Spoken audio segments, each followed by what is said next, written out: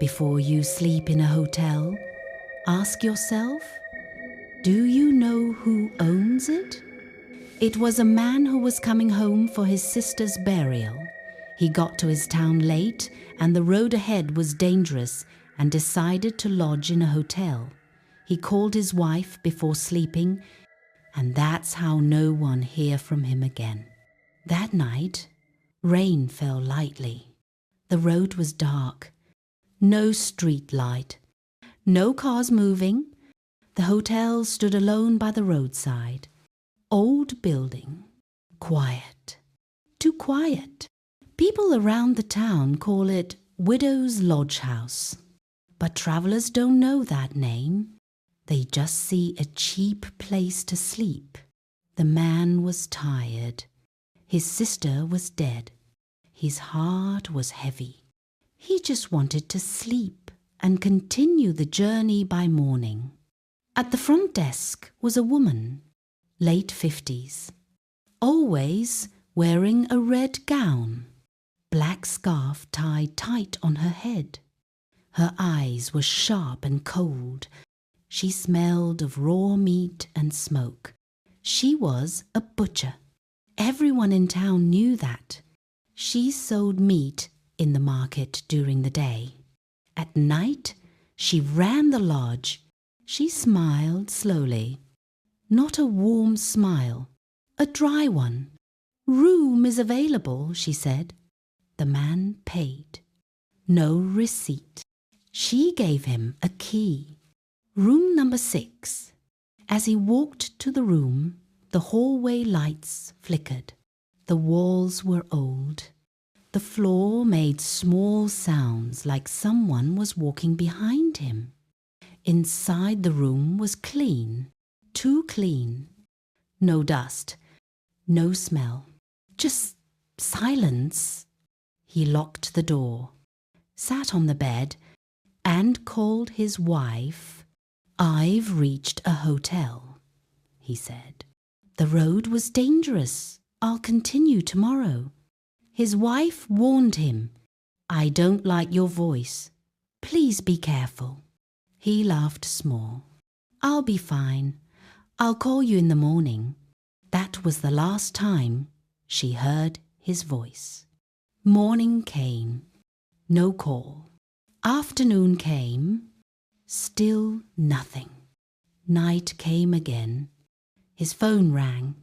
No answer. Worried, the wife checked the call log. She saw the hotel name he mentioned, Widow's Lodge House. Her hands were shaking as she dialed the number. A woman picked up, cold voice, sharp breath. "Good evening, Widow's Lodge House." The wife asked softly, "My husband lodged with you last night, room 6. There was silence. Then the woman replied slowly, "No one of such lodged into our hotel." She did not sleep that night. Her husband's voice was still in her head, clear, alive. Now the hotel says he was never there. By morning, she went straight to the police station. Her legs were weak. Her eyes were red. She kept holding her phone like it would talk back to her. "My husband was coming for his sister's burial," she cried. "He slept in Widow's Lodge House. He called me from there. Now they say he never lodged there." The officers looked at each other. One of them said, "Madam, calm down. Let us go there." They followed her in the police van. The lodge was standing the same way. Old building. Silent. No noise. No music. Just that lonely house beside the road. At the front desk was the same woman. Red gown. Black scarf. Her face looked hard, like stone. That same butcher smell of blood and smoke was around her. She was cleaning a small knife with a rag. The officer asked, "Good morning, madam. Did any man lodge here last night?" She dropped the knife on the table slowly. "No, sir," she said. "Only 2 women lodged here yesterday." The wife shouted, "You are lying! My husband called me from here." The woman turned her eyes to her. Cold, dry, empty. She smiled that same small smile. "I don't know your husband." The police asked for the guest book. She brought it out. They checked every page. No man's name, no strange name, nothing about him.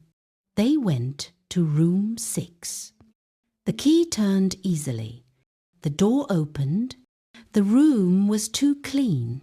The bed was well arranged. The floor was shining, like nobody ever slept there. The wife was shaking. "My husband was here," she whispered. "I heard his voice. I heard the sound of this room." She moved slowly and knelt down. Under the bed, at the corner, was a dark mark. Not big, just a small stain, almost like dried blood. She screamed and fell backward. The police bent down and looked. One officer touched it with his hand. "It's nothing," he said. "Maybe rust or old paint." The butcher woman was standing at the door. Red gown, black scarf, hands behind her back. She smiled again. "This lodge is clean," she said softly. "No one disappears here." But the wife refused to leave.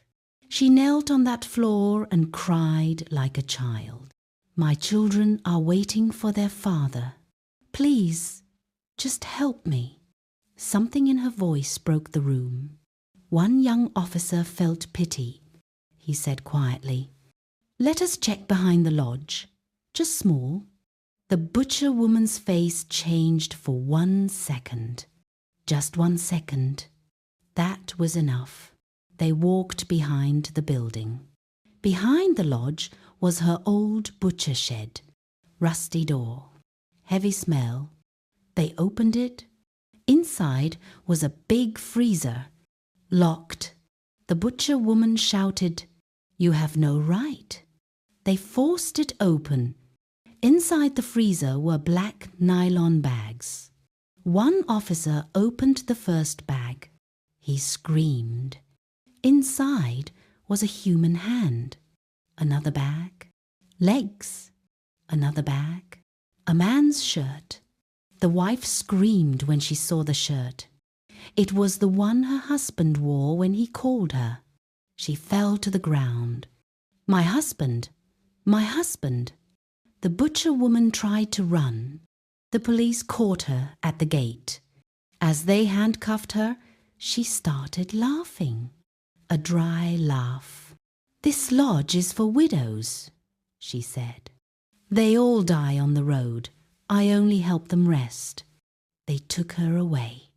The lodge was closed that same day. The wife buried her husband. There was no body, only parts. But at least she now had truth. At the burial, she stood by the grave and whispered, "I heard your last call. You did not die alone."